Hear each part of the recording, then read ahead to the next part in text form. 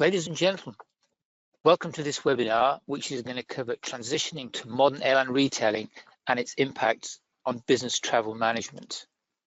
My name is Yannick Hoyles. I'm the Director of Distribution at IATA.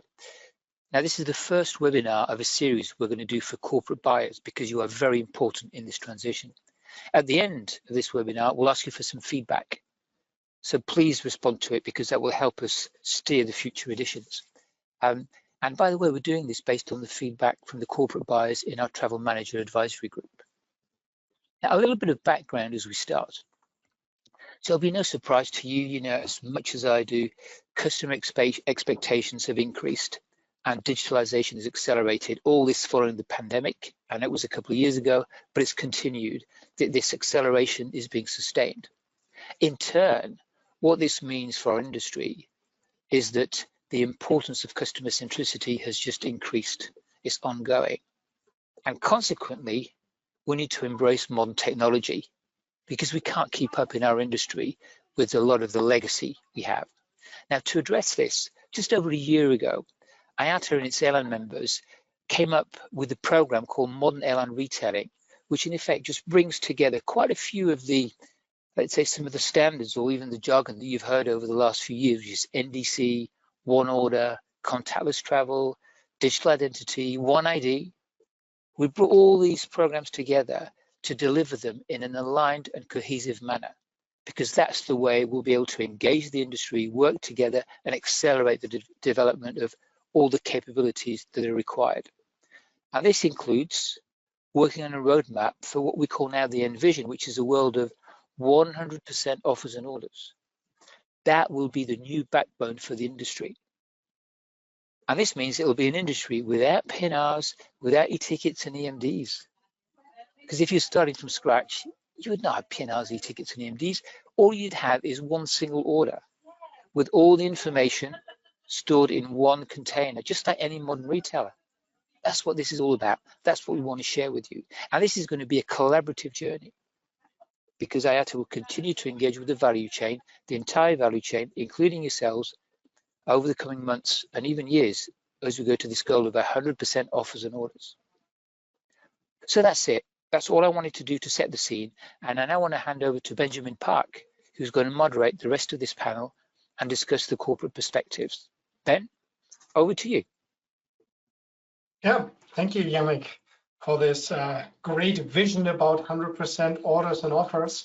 While we are not there yet, let's talk a little bit about the transition to a modern airline retailing program.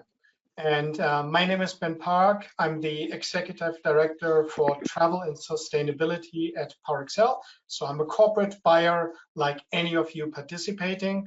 And I've been asked to moderate a great panel of people who are much smarter than me.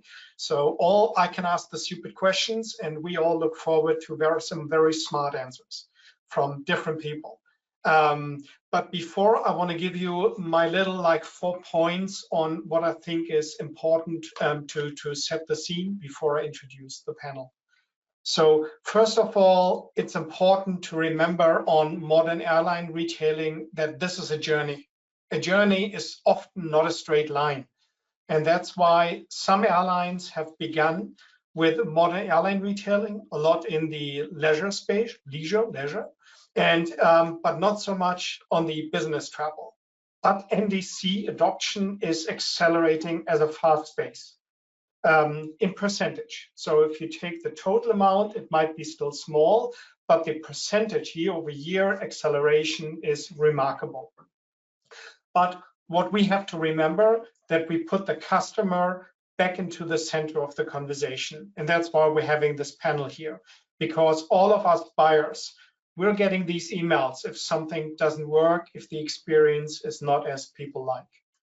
And then I will ask a lot of questions about what readiness means, because we're hearing a lot about different levels of readiness and the shop, buy, servicing aspects, and what TMCs can deliver, where they have issues, about what about interline, what about complex trips. So we'll talk hopefully about this as well. and then a lot about the impact. And this is maybe a little bit about the elephant in the room. We, of course, cannot speak about commercials, but we can talk about the impacts to the travel industry if you implement more NDC. Okay, so with this, you see I've got some great panelists here with me, and we've got Rita from Oracle with us, who is very experienced and a long time also a member of the TMAC. And then we've got Pascal from Baker McKenzie. And then we also have Rosanna from the Government Services Canada. And Government Services Canada have very strict policies to connect the computer to different systems. So that's why we can't see her lovely live face later on, but we can hear her voice. So just remember this picture you can see now, and then imagine she's really live with us. Okay, with this, I want to go into the first question, and it would be great if then Rita can come live on camera. There she is, good. Hi, Rita. So first of all, thanks for having the time to share some of your knowledge with some other corporate buyers as well. So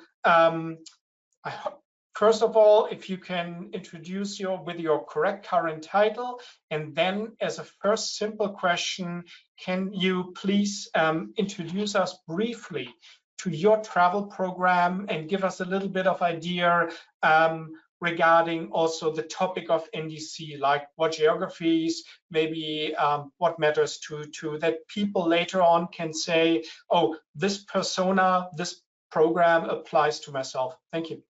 Yeah, happy to. So thanks for having me, Ben, Director of Global Travel Sourcing and GPO for Oracle.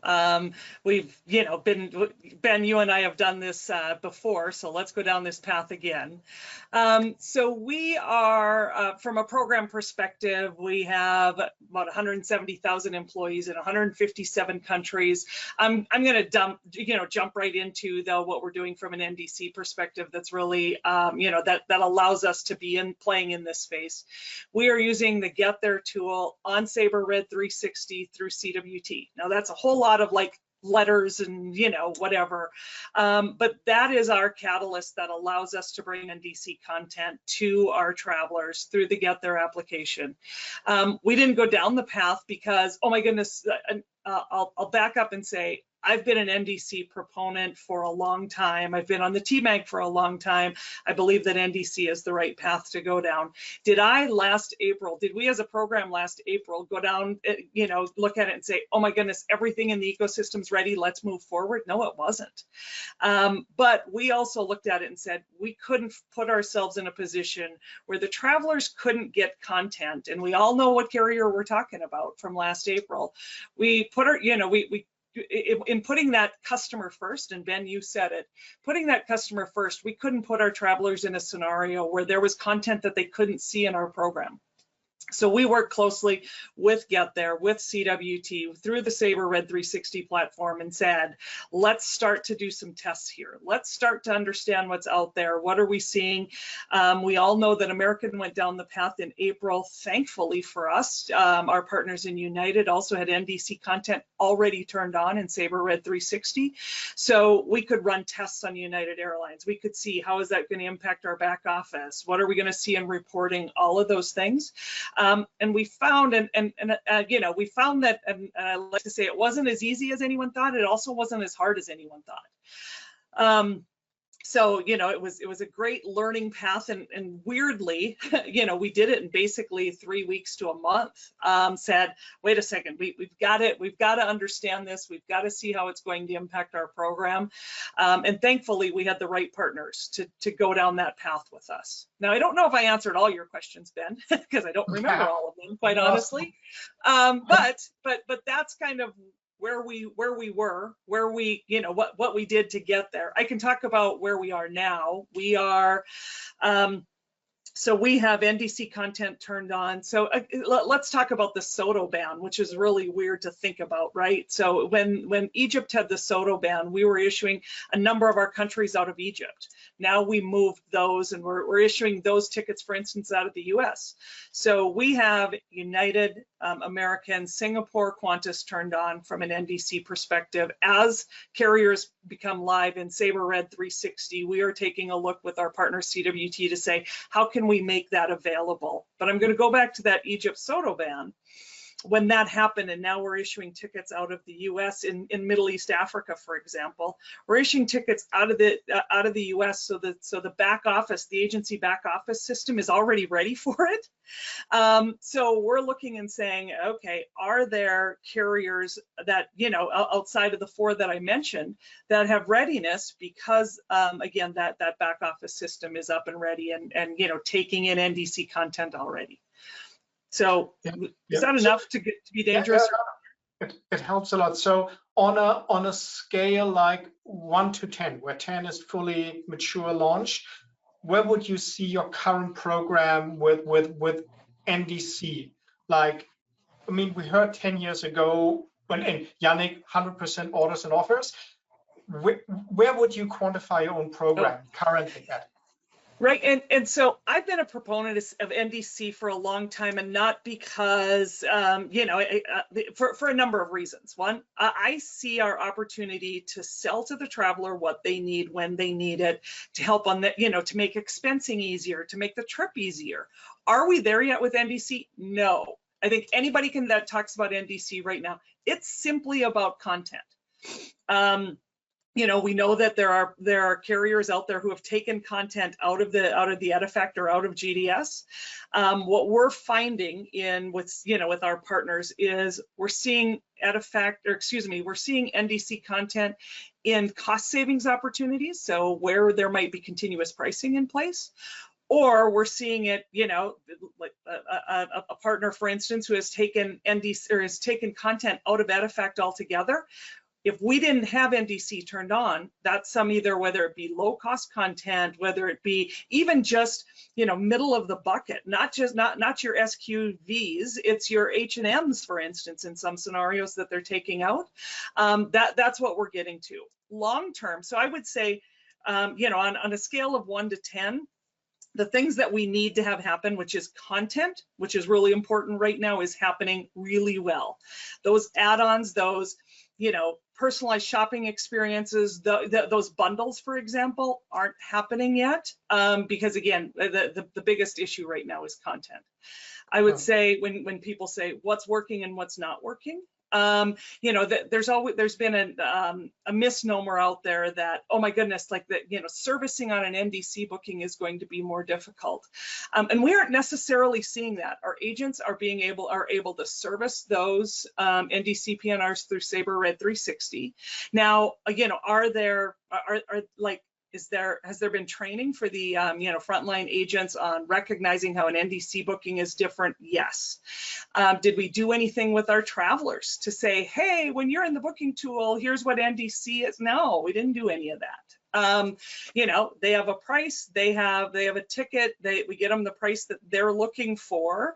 And so we don't tell them it's an NDC booking. You know, we didn't do any of that because it should be opaque to them. They shouldn't, you know, they shouldn't know the difference.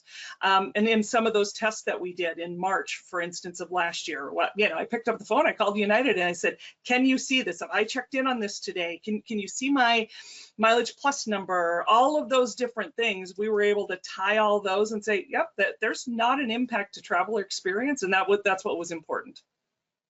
Okay, so let me repeat what I heard you saying is, first of all, a lot around NDC and modern airline retailing, the value, like bundles. It's there, but not that much yet.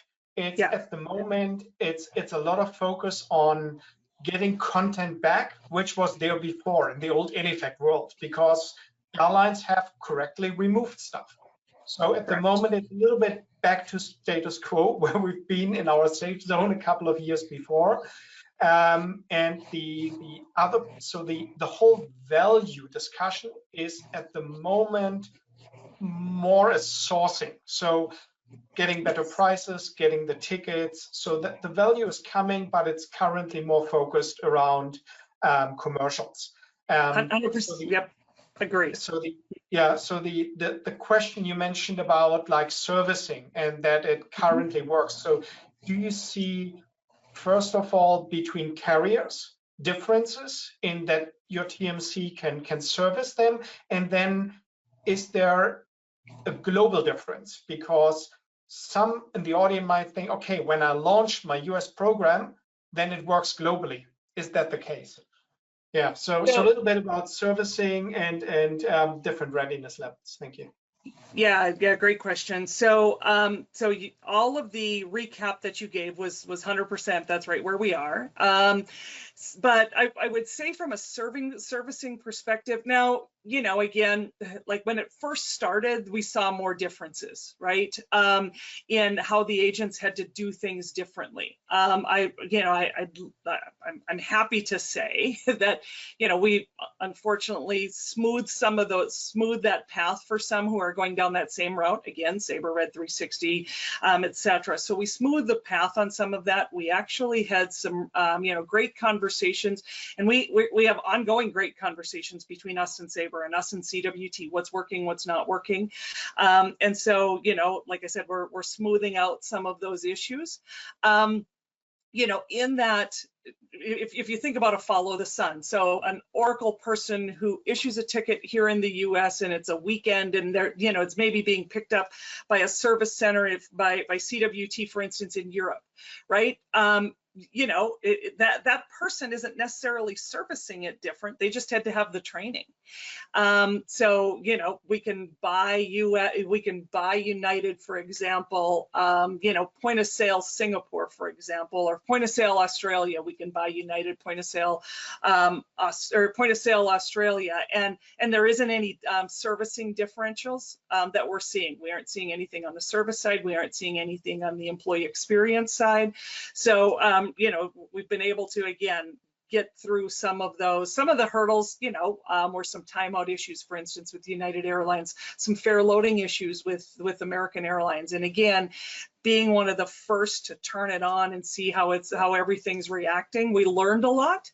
But I think we also maybe solved some issues that maybe our other friends aren't going to have to deal with. Okay, thank you. Thanks, Rita. And yeah, fair loading, I think, is something which we will even experience before we retire. I guess that's part of the industry. Good. Let's switch over to Pascal to move a little bit to my European colleagues here, and we'll be good. We've got the face coming up. There you are, Pascal. Perfect. So let me ask the same question. First of all, thank you for taking the time and sharing your valuable knowledge with us. And if you can also quickly introduce yourself with the correct current title, and then give us also a very brief overview of your travel program in respect to airline retailing, and maybe highlight a little bit what's different to Rita's program. Thank you. Yeah, sure. Thank you very much, Ben. So Pascal Strijver, and I'm the travel services manager for Baker McKenzie, responsible for Europe, Middle East, and Africa. Baker McKenzie is obviously a global law firm, and a little bit of our program, in all fairness, is still in the construction phase, if you could say, if you look at it from a global consolidation perspective. So we are a pretty young program out there, but making our ways to make it hopefully one of the better programs in the world. But this being said, our NDC journey, we are not yet that advanced as what Rita just explained. So for us, it is obviously in a law firm environment, the user experience is really critical, and that's ultimately what is one of the main components to quantify the success of your program. And therefore you absolutely need NDC integrated in your program, right? Otherwise the user experience will be far below optimum.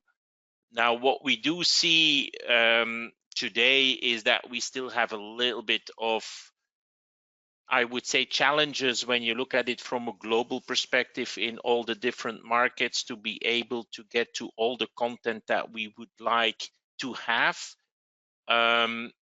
We're making progress, but it's, I would call, baby steps. If you look at the whole length of the process where we have gone through, but for sure it's getting much better. And I think by engaging with all the parties, having an open, honest dialogue and good conversations, and to make sure that all the different stakeholders are around the table, I think we will get there. There is absolutely no way back. NDC is the future, and we need to embrace this.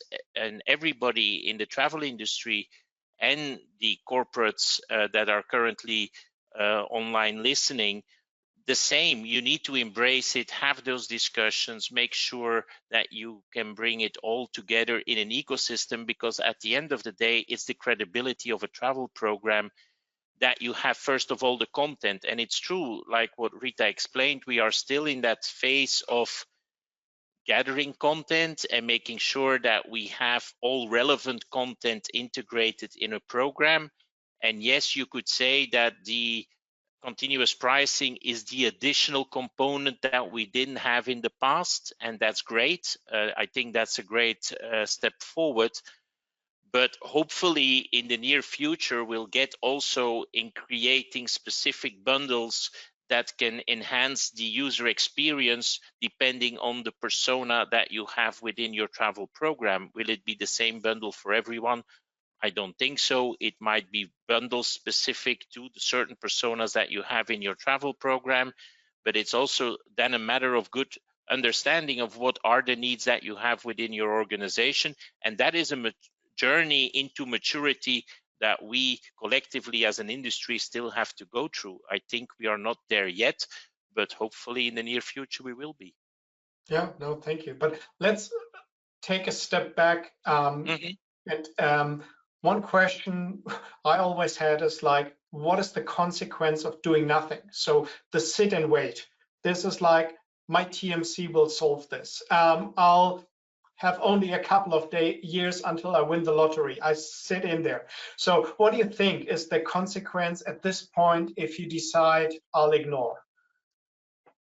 And well, I think there could be several different paths. Yeah.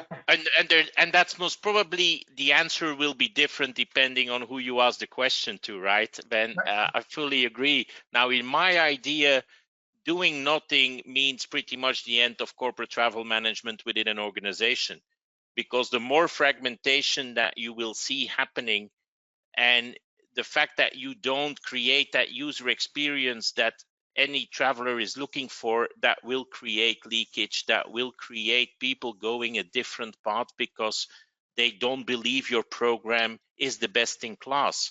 So waiting for others to solve your problem, in my opinion, is not the right approach. I think it's better to put your hands on the steering wheel, sit in the cockpit and drive your own program, and don't let it be driven by others. I think that will certainly, on the longer term, create the best value for your organization. Does that mean that you have to go yourself through a learning curve like that many of us have done over the past years? Sure, but it's never too late to start that learning. But I can only highly recommend everybody just to take the matter in your own hands and drive that agenda that you have, and make sure that the partners you have in your program adapt to your needs and to your objectives and your strategy. Yeah, I agree. And I mean, if you want to be the driver and not be the passive passenger, maybe on the back seat, you need to build a business case internal. Do you've got anything you can share on ideas how to initiate the discussion about building a business case for such a complex topic where most of the people maybe won't understand, like, why is this a challenge at all? Well, I think It depends on the culture of your company, of course. It depends what the goals and objectives are of the program as such. Now, like for us, again, coming back to my earlier point where it's really driven about user experience to a big extent, you build your business case again around creating that unique experience that a traveler is looking for. And the problem there is that even although you can build your business case based on what is known that the future will bring, today it is limited to what comes down to user experience. It's really a content discussion, right? But also there, I think the business case, if you have it to be built around content, it's easy to put somewhere into a framework as far as what am I missing? What is the value of what am I missing based on some historical data? And then you will clearly have kind of a business case. And in all honesty, that will only increase, right? The gap between what we have in a traditional, let's say, the past setup of a program compared to what it is that you have potentially, or what you miss out on will increase, and that will go rather fast. So I think it's 5 minutes before midnight or 1 minute before midnight, but at least I think it's a wake-up call that everybody needs to take action now and start building that business case depending on the culture and the goals and objectives of one's program, and that might be different one versus the other. Yeah, no, very good. And I think that's a very good summary of that. The gap will get larger and larger.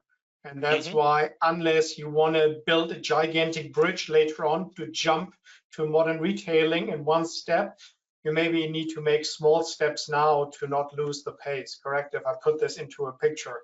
No, thanks, correct, Pascal. and it will always be harder to catch up, right? It's the fact that you're now maybe a little bit behind. The longer you wait, the gap becomes bigger, to your point, and it's all, by the time you have catched up on that gap, there will be another gap maybe already created. So it's something to watch out for. Absolutely.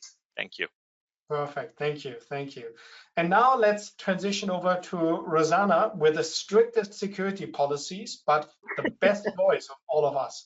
So Rosanna, if you can also introduce yourself with your title very quickly, and then answer the same question basically on a little bit describing your travel program related to airline retailing, and a little bit maybe what is specific to your program, comparing it to Oracle and Baker McKenzie. Thank you, Rosanna. Okay, no problem. Thank you. Thank you for having me. My title is Manager of Business Travel Renewal Initiative, and under the procurement arm of the Government of Canada. So the Government of Canada centralizes its travel program, and the program is known as Shared Travel Services, and it's considered to be an enterprise-wide program because most departments and agencies must use the service in order to do travel.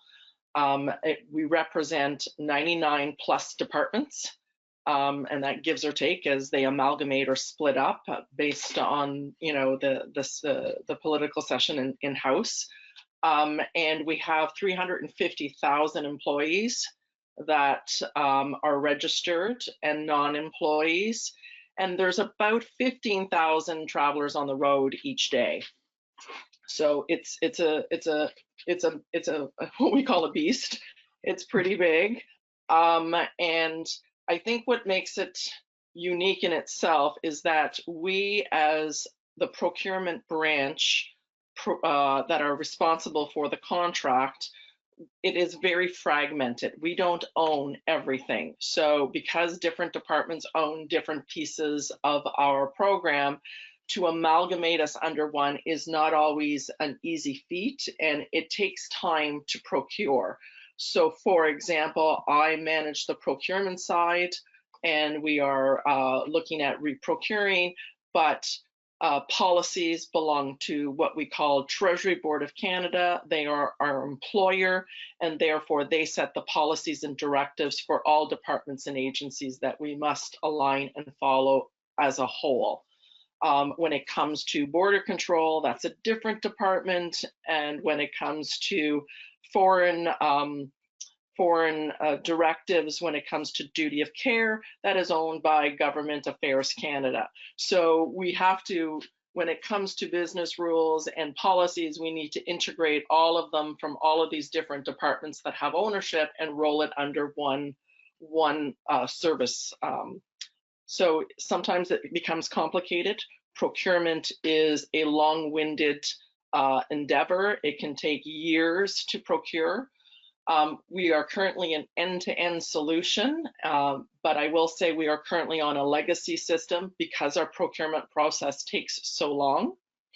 But we are at the start of the reprocurement process, and we have to reprocure after 10 years, a maximum of 10 years, and it's evolving, like it keeps churning. Absolutely. No, I think it's a lot of buyers can say, yes, I've got the same, like where you need to almost internally sell your travel program a lot about experience, about value add.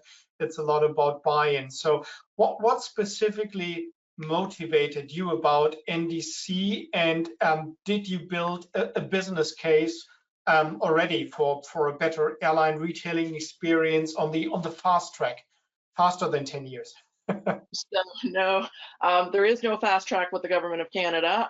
It is what it is. The procurement process will take years to do. I got involved, actually, when I started on this program a decade ago, I entered my first GBTA conference, and I saw the IATA booth, and I started to ask questions, and I sat in on a couple of seminars or education sessions when they started to talk about NDC, and kind of perked me because I had never heard about this before, and then aligned myself with Rita and company on TMAG to get a better understanding, and realizing, boy, does the Government of Canada have a lot of work to do ahead of us if we are going to be a state-of-the-art or world-class travel program. And as we start to move into the reprocurement cycle, we will be much more stringent in the future on what our expectations are of any supplier who's going to supply our travel services, and it will be a major component as part of our procurement. Under our current contract, because we're an end-to-end, we are moving towards having NDC while this contract still remains, but that is even a year from now. So we do not have any NDC content on our system, and it is a problem because we are asked every day, we have to justify why we don't have certain content there. And so it will be my goal, even if it's my only goal, as we reprocure, that we need to step up to the challenge, and we need to force this issue to happen so that we are serviced, given our size, that we are not held behind other corporates, because it takes us that much longer to procure. So that's my biggest challenge right now, is the length of time. And by the time I get there, as Pascal said, everything will change, and I'll come up and be faced with more challenges because the industry will have already shifted by the time I get there. So I'm hoping that in the next year, as we start to introduce NDC into our program, that the lessons learned and what we face in that transition can then be applied in the reprocurement cycle. Perfect, thank you. And it's very good to see these different angles, and that even if the pace of the company has a certain pace to manage changes, that you've got confidence to integrate a better airline retailing experience. So thank you. I would ask the other two to get back on the lovely cameras as well. So I can ask you also some questions, which I took now during this. And one thing, first of all, there have been a lot of technology verbiage mentioned here, and let me call this techie stuff. So maybe Rita, to you. So is the first step to modern airline retailing to go back to university and study some course to, I don't know, whatever is needed, generative AI, or what do you think about, like, is this even something travel managers should do and focus on, or should we say this is too techy, I'll get a consultant to deal with this? What's your view on this? Yeah, so I did, and I referenced this a little bit earlier. There's lots of letters and numbers in NDC and Sabre Red 360 and OBTs and CWT, all of those letters. No, it doesn't take a mechanical engineering degree to get to the bottom of this. It takes partners, right? So it's having the conversations. They're like, travel managers don't have to solve this problem on their own. It really comes down to having the right conversations with the right people in the ecosystem. And I think when you hear Rosanna's traveler number, right, and my traveler number, and people are like, "Ooh, this like big programs are going to be the only ones whose voice gets heard here." I would say that necessarily isn't the case at all. These smaller, even mid-sized programs have to be having the same conversations as we're having with our partners in order to move them forward. And they actually might have more agility and flexibility, with a smaller program. So it shouldn't be like, oh, this is only a big guy issue. This is only a big program issue. I think everybody should dive into it. Don't have to go back to school, just have the right conversations. Perfect, thank you. Then to Pascal, a question around like value and a little bit about the other two with very big travel numbers, maybe get a premier service by TMCs, by others on this. So what's your view first on where are we with value creation? So do we have the right conversations on value creation? And the second part is basically, do you feel the right parties are currently involved to provide feedback? Good question, thank you. No, on the value creation, I think it's going a bit too slow in my opinion. I would like to see more discussions going on. I think, in my view, we're still a little bit too much focused, and rightly so, in order to advance, but we're still very much focused on the technical side of things, how to make it all work, how to bring all the dots together and connect all of that. And in my view, it should go also more and more about, once we get to the point that everything is connected and everything works well, what's next? Because it cannot stay just with, we're taking fares out of one system, we put them in another channel, and that's the end. I think NDC has a lot more capabilities, has a lot more opportunity to really create something which can bring value to our travelers. And I think those discussions, at least from my experience and in my opinion, I think we should have much more of those kind of discussions. What can the future look like when we are ready, so that we have those discussions done once all the dots are connected from a technological point of view. Yeah, so I agree. It's a lot of like still pipeline building in some cases, and as we said, just getting the content back, which we kind of lost. So I think that phrases it really well. Rosanna, a question for you is around like ancillary products. What's your view on airline retailing and the value of basically, we've got personalized shopping experience and all of this. Any views on where we are with this journey, and anything you can share? Well, from a government perspective, we're very strict on any ancillary fees. I realized after I phrased it, I got the answer. Yeah. We're not allowed to buy anything really, other than our seat.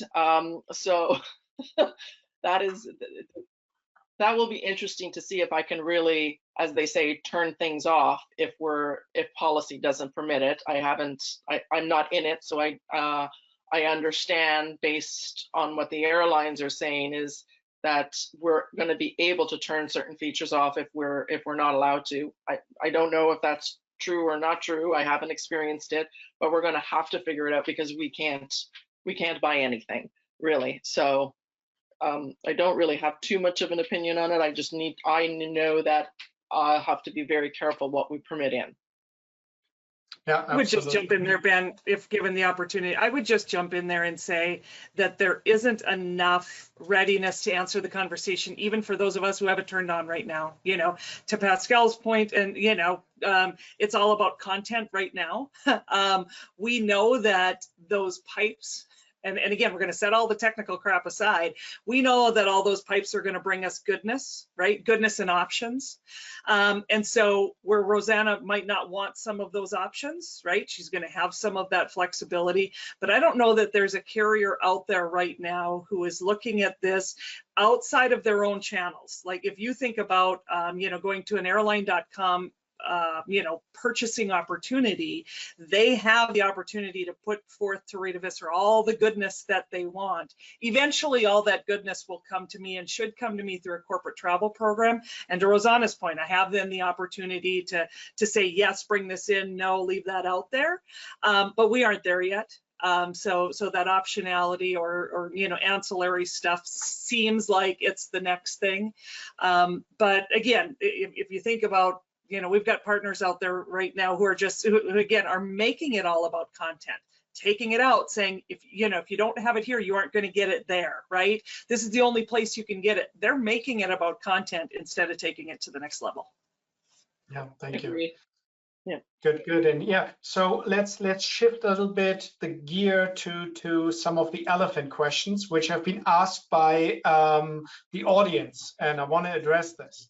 So one question I really liked, and I'm very interested about your answers, is so with the transition to a modern airline retailing model, what do you think will happen to the travel agency business? So what will change? Will the TMC be positive to this? Will they come up as a blocker? So what's your view on how will the industry and the relationship to your travel agency, or however you define TMC in the future, will this be? And whoever wants to answer this first is welcome. Pascal, you want to give it a go? Come on. Yeah, sure. I'm more than happy to give it a go. I think, look, I don't think there's a way back, right? I think everybody will ultimately have to accept that that is the evolution, and those that embrace it and that work with it and are creative with it will be able to create a value proposition to the market that might be in their advantage and that gives them competitive advantage. So ultimately, I think, and in all fairness, I think we lost a bit too much time about who wants to embrace and who's against it and who's in favor of it and so forth. I think it's time now to put those things aside and to work collectively, collaborative, all together in making it work. And I think there's absolutely, in my opinion, again, I don't think there's any alternative. It is what the future looks like, and we'll have to make sure that the industry evolves and that they work with this to their own advantage. Thank you. And Rita or Rosanna, so do you think this is like a smaller change we're asking for the TMCs, or what's your view on basically adding a modern retailing program to our programs? Is our ask like okay, or are we maybe asking something not realizing the impact? That's my question. I'll just jump in and say there is an impact here, but to Pascal's point, I don't think that there's a choice. You know, so it is kind of bringing them along with us, right? So if you think about modern retailing, how we bought things even 5 years ago is different than how we buy them today, and not just You know, I was thinking the other day about, you know, checking into a hotel and all of the restaurant options that used to be in a hotel and how many people do DoorDash or Uber Eats, for example, right? Even just thinking about that retailing, how every single member of our ecosystem is changing, you know, the way that they're buying and selling things. You know, our hotels are having to go through it. Our TMCs are having to go through it, of course. But in that modern retailing, it's going to come down to what can they service, what should they service, and how can they service it? Those are some things that, again, on the TMC side, you know, they are used to issuing a ticket and, you know, helping people to get from here to there. That next step in all of the things in that modern retailing funnel that then will go through possibly their processes. How do they service those? So it's not an easy solve for anybody, but it's a conversation that has to happen and has to start for sure. And actually, it's already started. But you know, on the TMC side, I don't see them going anywhere. There's always going to be a need for you know, for a support solution. It's what kind of support do they want to bring, and you know, are they ready to answer the call? Well, thank you, and I think this phrases this really well, that there is no choice. And as Pascal was saying earlier, the gap is only getting larger. So maybe a part of the answer is there is no choice, and the gap gets only larger. So even if it's a big ask, we all need to work together to get there. Then, Rosanna, another interesting question, which I want to put to you first, was, did you change, or are you thinking about changing your policy, your travel policy, when you implement more modern airline retailing? And then later on, Pascal and Rita, if you can add your views on, so is this just a technical exercise, or do you need to also address it in your policy? We definitely need to address it in our policies. We've already started that process, and you know, we have created a list of focus items that we want Treasury Board to focus on. There in itself is another cycle, because all policies and directives actually have to be negotiated with the unions. So there's a cycle there. So we have to get upfront on that before we start the procurement process, because we need to know what we're procuring against in terms of what policies have changed. So, you know, the most basic one for us is how we pay for things, and that will be one of the primary focuses. We don't mandate our card, and I'm trying to get it to a mandated card that you can't travel without using our travel card, as an example. Absolutely, and I think the topic about payment is a big one when you implement modern retailing. You might need to make a few steps backwards to get better content. So get ready for this. So Pascal, Rita, any views on policy adjustments? And Rita, this time you can go first. I'll go first. We didn't make any policy adjustments. We made some process adjustments, you know, from an NDC perspective. So if you think about making, again, we've all talked about options, right? Making options available. We have people who sometimes don't take the in-policy option.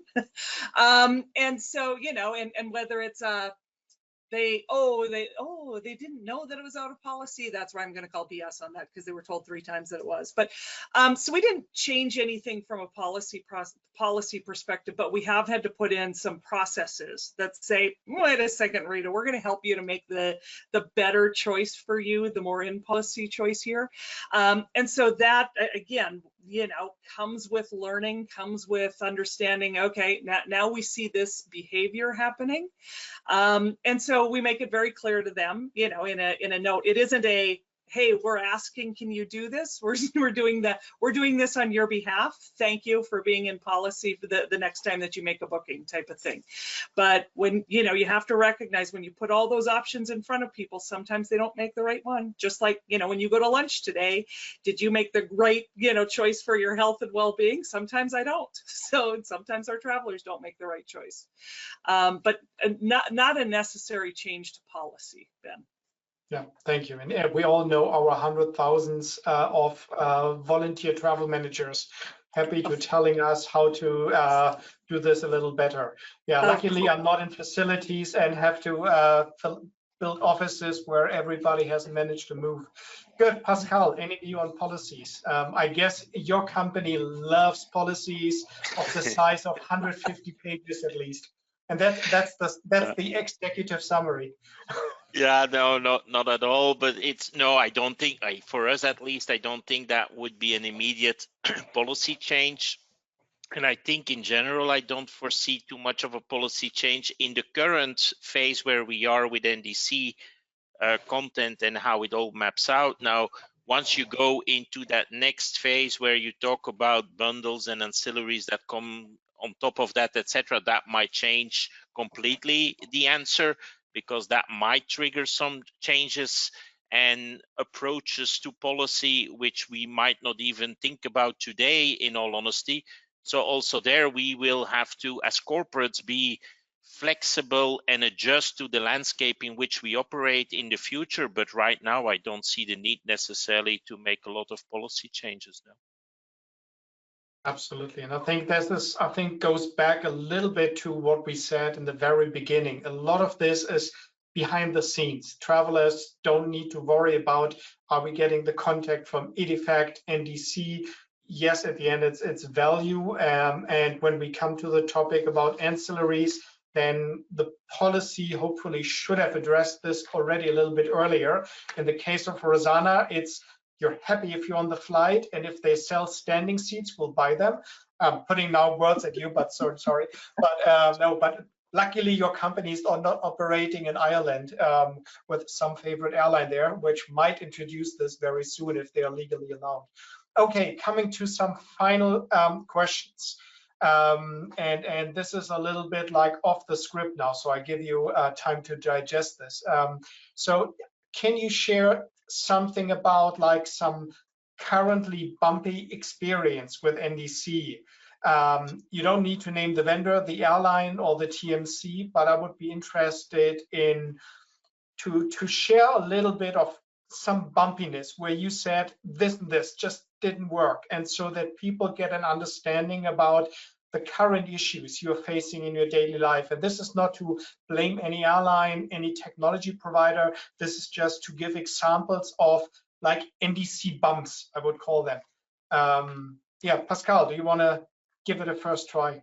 Yeah, sure. I think the biggest bump, to call it that way, is the speed to market. When you think about content that is there, how fast can you bring it to all the markets where you want it, through the different partners that you have, the different technologies that you use. I think that has been, for sure, I would say, the biggest bump, in the sense that it's sometimes hard to understand why it is possible in one market and not necessarily possible in a short time spell later in another market, but that it takes sometimes a long time to get that done. I think that has for sure been the biggest bump so far. Thank you. Thanks for sharing. Rosanna, even if you're early in this journey, but ahead with your strategy, any bumps you can share? Oh, the bumps are just currently internal to ourselves. Okay. No, absolutely. I gave it a try. Good. And Rita maybe now takes another 20 minutes with her experience on bumps, but any recent bumps you're still with your very good program experiencing? I think there's still some things around seat assignments, that we're seeing. Again, that's in that, really technical phase. Some unused ticket management. I think when it first came out, it was, they can, NDC tickets can only be used for NDC tickets. So getting the rest of the ecosystem, ticket bank management, all of that stuff to really understand, put up the right ticket at the right time. So some of those, there are still some of those bumps in there. But again, we hope that we've, are smoothing that path, as I said earlier. Perfect. Thank you very much. looking at the time and the attention span of myself, and I'm assuming maybe some other travel managers are in the same goldfish attention span as I am, let's move to the final wrap-up question before we close this. And first, again, thanks all of you three for helping here to share your insights, experience, and all of this. So going back to the very initial topic of our first webinar is the transition to modern airline retailing. So what would be if somebody now said, I heard so many things, I don't know where to start. What would be the first 2 things to start tomorrow when looking about modern airline retailing? So the little sticky note, what should people write down, the first 2 things? And now the first one has the easiest. The other ones need to come up with new things. So Rosanna, you start. The first 2 things people should start with when modernizing their airline retailing. Well, I can only go by what my experience was, and it was I myself to fully understand what NDC meant and understand what the roadblocks are and were and are still are. And know internally to yourself what processes you have internally that would block your progress. So those 3 combined is sort of like the starting point to have solid conversations with your partners. That's what I would say. Thank you. So yeah, downloading the glossary about all the different verbiage absolutely is a good one. Then Pascal next, to make it as tough as possible for Rita at the end to come up with something cool.